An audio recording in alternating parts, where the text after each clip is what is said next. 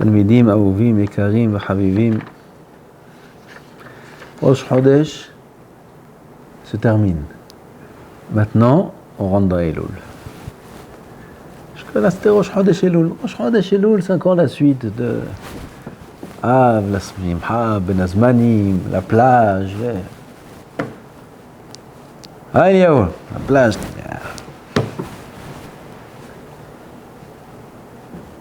Arshav, Elul.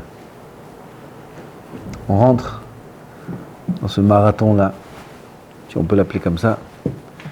40 jours de Avoda, jusqu'à Rosh Hashanah. Et ensuite, Aseret Yemei Teshuvah. Il y a deux parties. 30 jours et 10 jours. Ces 30 jours-là n'ont rien à voir avec ces 10 jours-là.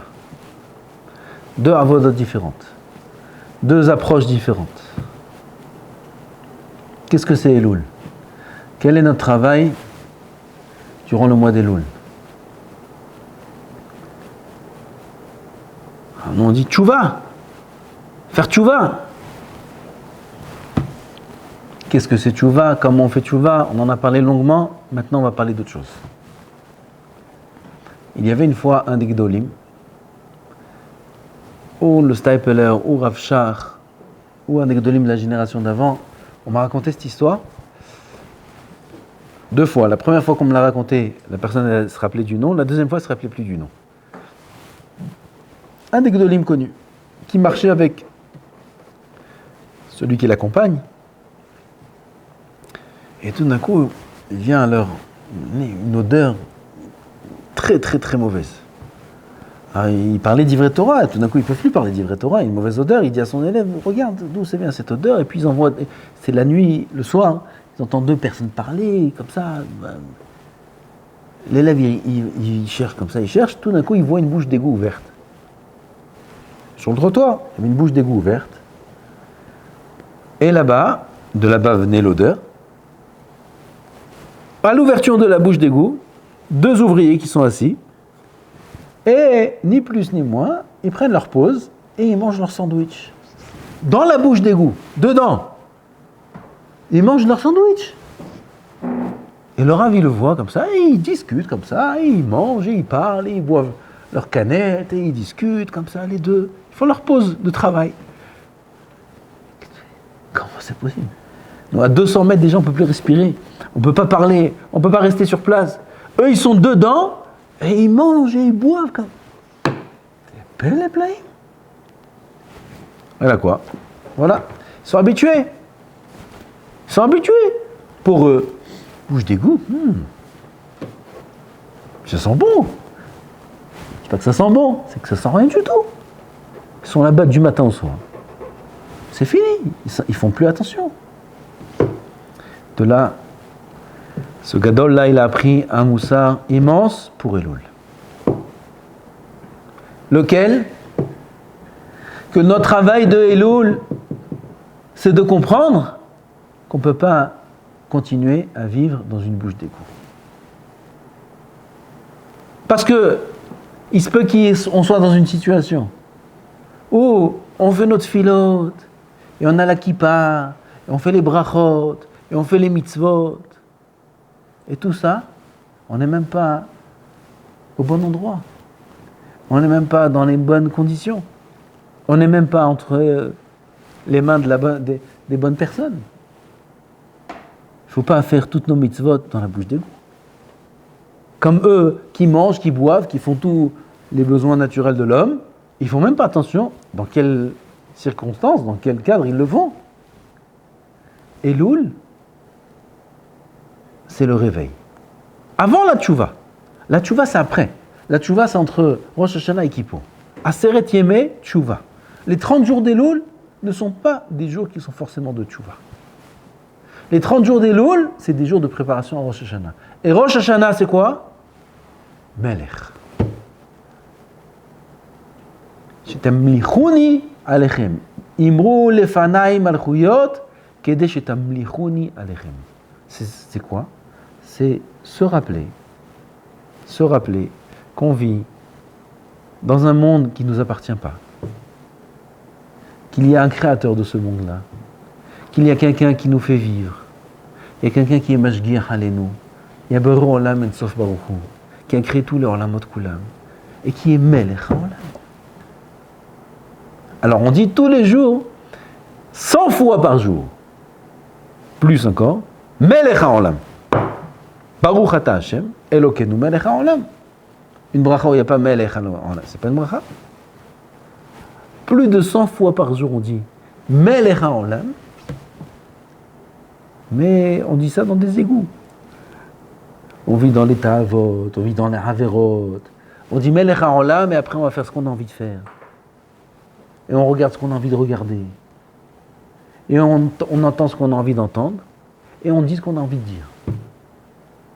Ça, c'est des égouts, ça. Et là-bas, on dit Melech HaOlam. Arrête de manger le sandwich dans des égouts. Mange le sandwich dans un cadre propre. Comprends qu'il y a Boré Olam. Et je m'anigue là en l'âme. Et ces 30 jours qu'on a devant nous, c'est les jours les plus propices de l'année pour qu'on arrive à cet akara-là, celui qui veut. Celui qui ne veut pas, il peut continuer à dormir, et à Rosh Hashanah aussi être dans les égouts, et jusqu'à Kippour inclus. Celui qui ne veut pas, Haval al-Azman, miskin. Je ne sais pas si je vous ai dit une fois, mais Messilat Yesharim, il dit, et ça c'est une introduction importante pour Elul, pour toute la Avodat Hashem de manière générale, et surtout la Avodat qui nous attend là maintenant durant ces 40 jours. Par quoi il commence Messilat Yesharim? Tout le monde connaît par cœur. Et ça, dans Hasidut, Veshoresh Avoda, Hu, Shit Barer Vitamet, et c'est la Adam, Hovato Barolamo. La base de tout, c'est de savoir quelle est notre obligation, devoir dans ce monde. Ah, je vous ai dit déjà, je crois ça. Il demande le Rav Mazor en face, il dit, attends, avant de me dire, il faut que tu saches quelle est ton obligation sur terre. D'abord, qui a dit que j'ai une obligation? D'abord, prouve-moi que je suis obligé. D'abord, dis-moi que je suis obligé. Et après, tu me diras qu'il faut que je réfléchisse sur qu'est-ce que je suis obligé de faire. Mais qui a dit que je suis obligé? Tu commences le livre. Messilat Yesharim. Ah, le voilà, Messilat Yesharim. Tout le livre, tu m'expliques. Qu'est-ce qui m'explique tout le livre? Que je sache quelle est mon obligation sur terre. Mais il faut faire une préface. Écris-moi où je suis obligé. Qui a dit que je suis obligé? Avocato. Mouvan Eliaou. Diou Chacham Eliaou. Chacham Eliaou. D'accord, Eliaou ou pas? C'est une bonne question. Mazé, Shid Barer Mahovatoba. D'abord, mi a marché, je l'ai Hova. Qu'est-ce qu'il répond? Réponse merveilleuse, parfaite, simple. Yachar Velaïnian. Si tu ne sais pas que dans ce monde-là, tu as des obligations, alors on ne peut même pas te parler. On commence même pas, on s'adresse même pas à toi. Continue à dormir. La vie, elle va te réveiller tout seul. Si Hachem il veut de toi, il va te réveiller, tu vas voir. Il va te réveiller, il y a Bobo, ça comment il va te secouer. Bobo, comment il va te secouer. Si un homme, il ne comprend pas que dans ce monde-là, il a des obligations, il doit savoir quelles sont ses obligations. Et sur ça, il y a un livre entier qui t'explique quelles sont les obligations qu'on a sur Terre. Si on n'a pas compris qu'on est obligé, comme vous, Baruch Hashem, qui avez compris, parce que quelqu'un ne peut pas être à la yeshiva s'il n'a pas compris ça. C'est-à-dire que si vous êtes venu à la yeshiva, c'est que quelque part, vous avez compris que vous avez des obligations. Kol hakavod. Ashrechem Israël. Ashrechem Israël. Que vous êtes là parce que vous avez compris que vous avez des obligations. Parce qu'il y a des endroits, a priori, dans le monde qui sont plus cool. A priori. Plus sympa. Ah, t'es pas obligé ni ça. T'es rien obligé de faire. T'es pas obligé de te lever à la tefila. T'es pas obligé de venir étudier. T'es pas obligé de rester en Iyun et en Bekiyot et faire Hazara. Et demain Mifran, hein, les enfants. Demain Mifran. Direct. Hein? Chilo. 4 heures Mifran. À l'oral. Ah, Mifran, et obligé, des dapis, des Mifranim. Ah, Pourquoi je rentre dans ce daras, comme on dit? Pourquoi j'ai besoin de me casser la tête sur tout ça? Pourquoi faire j'ai besoin de ça? Non, il n'a pas compris qu'il y a la caméra. Dis-lui. Alors, la réponse est simple.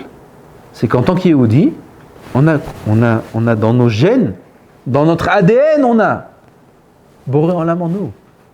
Et on sait qu'on est obligé, on sait qu'on est là pour quelque chose. On a une Neshama qui nous crie, qui nous parle du matin au soir, qui dit « Qu'est-ce que tu fais? Pourquoi tu dors? Réveille-toi, prends-toi en main. » Ah ben, il faut l'écouter cette Neshama-là. Comme vous le faites. Vous êtes venus ici, Kol HaKavod. Vous et encore tous les élèves qui vont arriver là bientôt. Ah, ça, c'est le début de l'Avoda de Elul. Comprendre déjà que j'ai une obligation. Quelle est mon obligation? De se réveiller, comme dit le Rambam, et de comprendre qui je boré en l'âme. Et je boré en l'âme. Maintenant, je vais vous raconter un machal.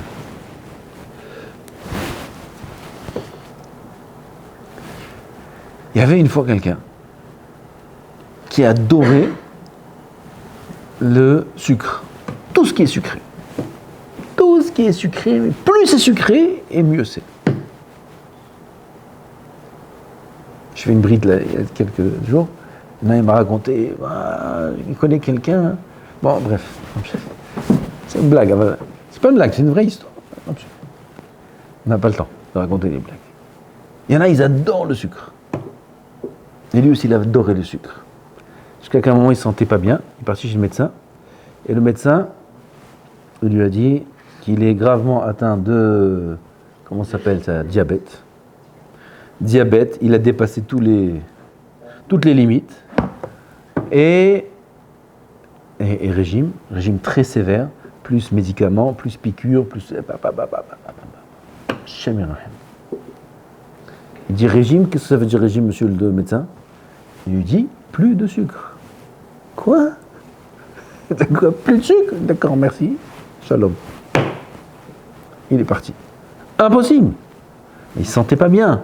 Et il mangeait du sucre, il ne se sentait pas bien. Il est parti voir un autre médecin. Il dit, celui-là ne comprend rien à la médecine. Il est parti voir un autre médecin.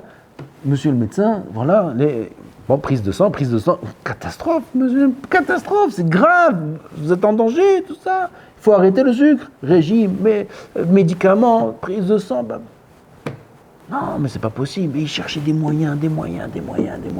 Il dit qu'il était prêt à payer un professeur le plus cher qui lui trouve une solution. Prendre des médicaments qui vont faire que le sucre il baisse, comme ça il peut manger. Qu'est-ce qu'il n'a pas cherché? Il a fait des recherches, de professeurs dans le monde entier. Mais il n'y a pas de solution. Je crois qu'on lui a dit, il y a un médecin, lui il peut te tenir. Ah ouais? Il est parti une fois. Il va voir le médecin. Écoutez ce qu'il lui a dit ce médecin-là. Il dit, monsieur, vous pouvez manger ce que vous voulez. C'est le premier qui lui dit ça. Ah, même les macarons, tout ce que vous voulez. Les boules au miel. Et les boules au miel aussi. Tout. Matin, midi et soir. Quoi, sans médicaments? Un petit médicament, rien de méchant. Mais par contre, une chose, je vous demande. Quoi? Après chaque repas, dire 3 fois. Chaque repas, dire 3 fois, le sucre entraîne la mort. C'est tout. Il n'a même pas... Oh, pas de problème, je peux manger. Oui, tu peux manger. Mais attention, n'oubliez pas, après chaque repas, répétez 3 fois. Le sucre entraîne la mort. Oh, il est sorti là-bas, sa mère met au lèvres. Et il arrive, il commence à manger son premier repas, du sucre, le sucre entraîne la mort, le sucre entraîne la mort. Deuxième repas, il a mangé tout ce qu'il voulait, le sucre entraîne la mort, pas de problème, si c'est ça là. Et il a comme... Et petit à petit, le sucre entraîne la mort, le sucre entraîne la mort. C'est vrai. Il répète chaque repas, le sucre entraîne la mort. Il répète, jusqu'à que doucement, il a pris conscience que le sucre entraîne la mort et il a arrêté complètement le sucre. Elul, c'est à peu près comme ça. Qu'est-ce qu'il faut faire en Elul? Il faut changer, il faut faire tchouva, il faut... Vous savez c'est quoi faire tchouva? Vous savez c'est quoi faire tchouva? Faire tchouva, c'est d'abord connaître toutes les avérotes qu'on a fait. Toutes les avérotes qu'on a fait, il faut les connaître. Il faut faire tchouva sur chaque faute bénifrade. Il n'y a pas de tchouva global. Aujourd'hui, on est dans un état tellement grave qu'on ne connaît même pas nos fautes. On est tellement ignorant en Torah qu'on ne sait même pas qu'est-ce qui est assour, qu'est-ce qui est moutar. On parle, on ne sait même pas ce qui est la shonara, ce qui n'est pas la shonara. On regarde, on ne sait même pas que c'est moutar, c'est assour, c'est de oraïta, c'est des rabanan, c'est tous les hilikim, tous les dinim. On baigne dans des avérotes. Aujourd'hui, nous dire de faire tchouva, comme le rabbin demande de faire tchouva, c'est quelque chose de très difficile. On n'est pas exempté. Alors, on nous dit aujourd'hui les Chachamim, Aïka, ne pas paniquer. Ah, c'est Rosh Hashanah dans 30 jours. Je ne sais pas si encore aujourd'hui il y a des gens qui ont peur du Yom Hadin. J'espère. Parce qu'il faut avoir peur. Le Yom Hadin, la vie et la mort, matérielle, spirituelle, est décidée ce jour-là de Rosh Hashanah. Et on arrive à grands pas vers ce jour-là. On n'a pas passé une année facile. À Botaï, si tout le monde savait ce qu'il y allait avoir une semaine et demie après Kippour, je ne sais pas si quelqu'un serait sorti de la synagogue à Kippour. Je ne sais pas si quelqu'un aurait arrêté de prier à Kippour. Si tout le monde savait ce qu'il y avait l'année dernière, ce qu'il y a eu, on est encore dans cette année-là, ce qu'il y a eu une semaine et demie après Kippour, vous vous rappelez, oui, ce qu'il y a eu, le 7 octobre. Vous vous rappelez, 7 octobre? 7 octobre. Tout le monde sait, cette date-là est gravée dans l'histoire. Si tout le monde savait ce qui allait se passer une semaine et demie après Kippour, personne ne serait sorti de la synagogue. Je ne sais même pas si on serait parti dormir. On aurait prié, pleuré du matin au soir qu'Hachem il annule ces xéra, on est encore en plein dans la xéra, et tous les jours il y a des halim qui meurent.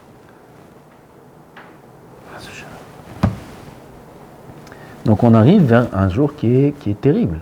Rosh Hashanah et Kippour, c'est terrible. Tout ça, ça a été décrété Rosh Hashanah. Et notre Kippour n'a pas suffi pour annuler ces xérotes-là. Donc on arrive vers des jours qui sont Yamim Noraim. Yamim Noraim. Mais on n'est pas capable d'arrêter de manger le sucre. C'est pas la avérote le sucre, mais de continuer à vivre normalement. On n'est pas au niveau de Rabbi Israël Salanter, qui prenait un briquet ou une bougie, l'allumait, et il mettait son doigt dans le feu comme ça. Son doigt, il mettait dans le feu. Et il tenait comme ça le maximum de temps. Avec le doigt dans le feu, Rabbi Israël Salanter, qu'est-ce qui lui arrive? Pour sentir qu'est-ce que c'est la punition du Gehinam. Bon, si aujourd'hui un il fait ça, il va à l'asile directement. Le Rav, il le met à l'asile. Le Rav, il le met à l'asile. T'es maboule. On n'est pas à ce niveau-là aujourd'hui. On n'est pas au niveau de Chachamim qui ne s'adossait pas. Tout est loul. Tout est loul, il ne s'adossait pas. Pourquoi? Pas pour se faire des souffrances. Il ne pouvait pas. J'ai trop peur du din. Il ne pouvait pas se permettre de se mettre comme ça. Je ne sais même pas si on comprend ce qu'on est en train de dire. Tellement qu'on est loin. Alors qu'est-ce qu'on demande de nous à Elul? De tout maintenant changer, d'avoir peur. On n'est pas capable. Continue à manger le sucre, continue à faire tes tfilotes, essaye de faire attention. Ce que tu peux faire attention, les petits médicaments, prends, fais attention. C'est Elul, c'est Elul. Une chose. Une chose, n'oublie pas. Tous les jours répète. Les David, Adonai, Ori, Vishri. On dit ce mizmor-là 40 jours. Même à Sukkot, il y en a qui le disent. Hachem, Ishtabach Shemo, Ori, c'est ma lumière. Hachem, tu es ma lumière. Ishi, tu es ma Yeshua. Répète. Hachem, Ori, Vishri. Mimira. Je crains personne quand je te crains à toi. Adonai, Ma'oz, Hayai, Mimivhan. Bikrov alay mereim. Tout ça, c'est des psukim de Emouna, B'Hashem Yitbarach. Il faut répéter ça jusqu'à que ça rentre. אם תחלה עמי למחנה לא יירא ליבי, אם תקום עלי מלחמה בזאת אני בוטח. אחת שאלתי מאת אדוני אותה וגל, שבתי בבית אדוני כל ימי חיי, לחזות בנועם השם. שבתי בבית המדרש, toute ma vie, étudier la Torah, toute ma vie. Il faut répéter ça, répéter. 40 jours, il faut répéter. אחת שאלתי מאת השם אותה אבקש. השיר על השם, שמע אדוני קולי יקרא, וחונני וענני, השם écoute mes tefilot, השם, aie pitié de moi. לך אמר ליבי בקשו פניי, וכולי, השם באורח מישור, השם, אל תנב, il y a, je sais pas, j'ai pas compté, mais chaque pasouk ici, il y a 2 fois le Shem Hashem. Hashem.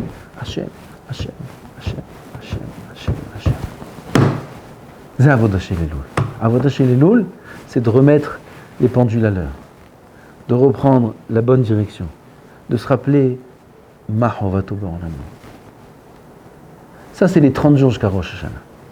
De Rosh Hashanah à Kippour, une fois qu'on a bien fait ce travail et on s'est remis à niveau dans notre Neshama, dans notre prise de conscience, dans notre Avodat Hashem, on a fait une remise à niveau, alors là, on peut commencer à parler de Tchouva. Là, on peut commencer à réparer. Chacun le niveau qu'il a réussi à atteindre à Rosh Hashanah, chacun la lumière que Kadosh Baruch Hu a déversée sur lui, la clarté de vision qu'il lui a donnée, chacun à son niveau. Et ça va dépendre de l'investissement de ces jours-là. Plus un ami va s'investir, et plus il va faire des efforts, et plus il va faire des tfilotes, et plus il va demander, et plus il va voir de manière claire. Et après, le niveau qu'il a atteint de clarté, alors là, en fonction de ça, sera le niveau de sa tchouva. Plus on a compris combien Kadosh Baruch Hu Melech, et plus on aura naturellement la facilité de faire tchouva. Et l'un dépend de l'autre, et il y a cette étape avant l'autre. Rosh Hashanah, c'est prendre conscience qui c'est Boré Olam. Où on se trouve, Mahovato Ba'olam. Ça c'est Rosh Hashanah. Ensuite, on a les 10 jours de tchouva.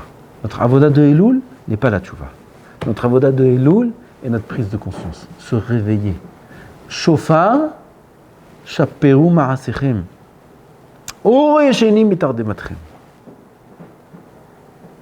Oru yeshenim mitardematchem. Shofar, qui est l'avoda du jour de Rosh Hashanah, c'est l'éveil, se réveiller. Se réveiller, il faut arrêter de dormir, il faut juste se réveiller. Et Akadosh Baruch Hu va nous aider si on lui demande, si on fait des efforts, si on prend sur soi des petites choses. En Elul, demain matin, Slichot, il y aura Minyan Bezat Hashem. Slichot à 7h moins 10. 7h moins 10, Ashrei. Et on commence Ben Adam, Alecha Nirdam. Alecha Nirdam, comme ça commence les Slichot. Qu'est-ce que tu dors? Comme Kera Betachanani. Et on commence les Slichot Bezat Hashem.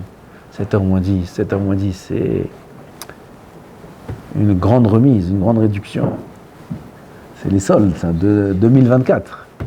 Les soldes de 2024. 7h moins 10, Slichot. C'est la grasse matinée, ça, Rabotai. 7h moins 10. Slichot, ça devrait être... Même ceux qui font Slichot à 5h du matin, c'est une remise. Dans Shulchan Aruch, Mishnah Berurah, là-bas, il parle des Slichot de son époque. Il terminait les Slichot avant Alot HaShachar. Il terminait les Slichot avant. Si on traduit ça en heures, ça veut dire Slichot aujourd'hui, 3h30 du matin. 3h30 du matin. Je ne sais pas si ça existe un minyan comme ça aujourd'hui. 3h30 du matin Slichot, et on termine avant Alot HaShachar. Ça, c'est des Slichot. Ça, c'est des Slichot. Ah mal, Kadosh Baruch Hu, il sait c'est quoi notre génération. À grande remise, au lieu de 3h30, à Botaï, 7h moins 10. D'accord? 4 heures plus tard. 4 heures plus tard. On a eu 4 heures de sommeil, yalla, cadeau. Aval takoum. Takoum, baslihot, koum, kera, betahanonim. Quelqu'un qui veut sauver sa peau, il veut passer une bonne année, il faut qu'il dise 40 jours les slihot. Il ne faut pas qu'il rate un jour. Enfin, pas un jour, il faut rater. Et il faut les dire depuis Ashrei, du début à la fin. Bekavana, bemitum, bezrat Hashem. On commence demain. Kadosh Baruch Hu ya'azor lanu, qu'on passe un bon Elul, Bekdusha Vetahara, avec une grande route de Tchouva, Bezrat Hashem, de Yirat Shamayim Teora, et il n'y a pas de raison. Et avec ça, on aura, nous, mais pas que nous, tout Am Israël, une bonne année, Bezrat Hashem. Baruch Adonai l'Olam, Amen, Amen.